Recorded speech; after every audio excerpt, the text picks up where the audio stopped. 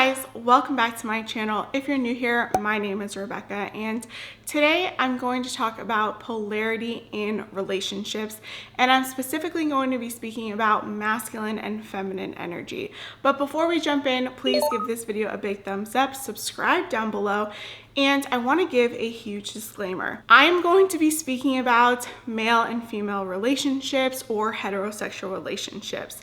Now, if you identify as something else or in a different style of relationship, understand that polarity still exists within different types of relationships.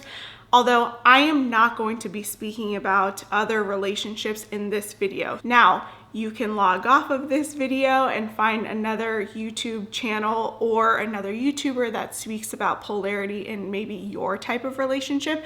But please do not send me hate comments because I've given you fair warning, and now it's your decision to either watch the video or not. So now that we've gone through that, let's get into this video. Polarity exists in all forms of nature. We see it up, down, hot, cold, east, west, north, south, masculine and feminine. And if you look at a magnet, right? If you have similar poles, they will repel each other. If you have negative or opposite poles, they will attract each other. And this is where we get that saying, opposites attract. That's not to say that everything that you love your partner should hate and vice versa. It just means that attraction and passion come from our differences, come from our polarity in relationships. And I would argue that we need to have a balance between similarities and differences in relationships to have a happy, healthy relationship that is useful and also brings passion and attraction to your relationship. So now that we understand polarity, let's talk about masculine and feminine energy. Masculine energy operates out of logic. It's more left side of your brain. A lot of times, masculine energy comes with competitiveness, strategy, logic. It's more intellectual, and it's very much point A to point B. It's more of I think rather than I feel. Now, if you look at feminine energy, it's quite literally the opposite of that. It's I feel more than I think. It operates from the creative side of your brain, which is the right side of your brain.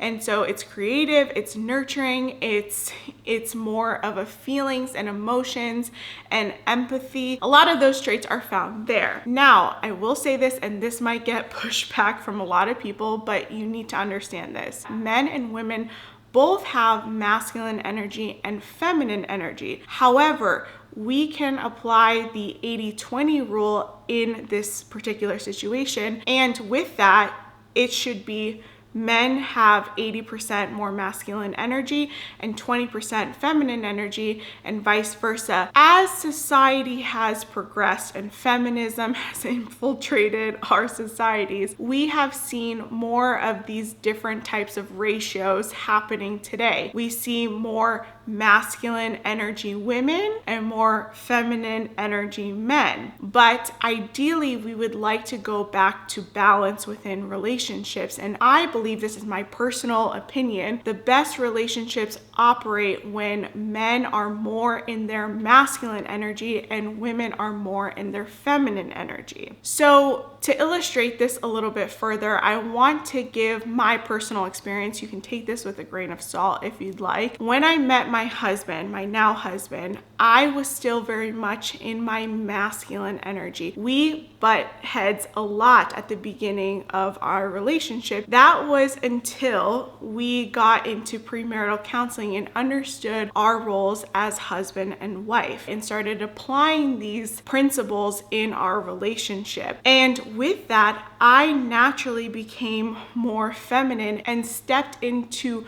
more of my feminine role and stepped into my femininity from that point on. From that point on, it was less about contention and battling each other, and it was more peaceful. These things can balance out over time if you work on these things.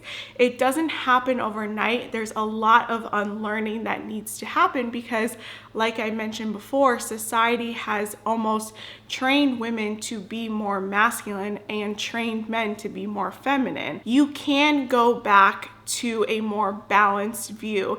And I believe, my personal opinion, okay, is that men should be more in their masculine energy and women should be more in their feminine energy. So that is my video about polarity and masculine and feminine energy. I would love to hear what you guys have to say about this particular topic down in the comments below. What do you guys think about it? If you guys like this video, please give it a big thumbs up, subscribe down below, and I will see you in my next video.